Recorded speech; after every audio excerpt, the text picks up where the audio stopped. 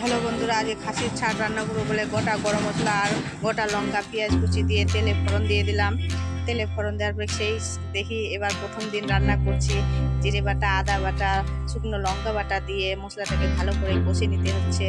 কষে নেওয়ার পরে আবার একটু হলুদ গুঁড়ো দিয়ে দিলাম। হলুদ গুঁড়ো দেওয়ার পরে ভালো করে মাংসটা দিয়ে মশলাটা কষি। তারপরে কাশ্মীরি লঙ্কা একটু লাল হওয়ার জন্য, তরকারি রং আসার জন্য। তারপরে টমেটো কুচি দিয়ে দিলাম। টমেটো কুচি একটু টক টক মাংসের স্বাদ আছে তো একটু টক টক। তারপরে লবণ দিয়ে দিলাম স্বাদ মতো বন্ধুরা। তারপরে ছাড়গুলো দিয়ে দিলাম। এবার মশলার সঙ্গে ভালো করে কষে নিচ্ছি ছাড়টা। ছেলে খুব ভালোবাসে বলে দেখি এবার জল পরিমাণ মতো জল দিয়ে দিলাম, বেশি ঝোল রাখবো না। প্রায় হয়ে আসলো, তারপরে নামিয়ে নিচ্ছি। নামিয়ে নেওয়ার পরে একটু গরম মশলা দিয়ে দিচ্ছি। ভিডিওটি যদি ভালো লেগে থাকে বন্ধুরা লাইক এবং সাবস্ক্রাইব করে দিবেন বন্ধুরা।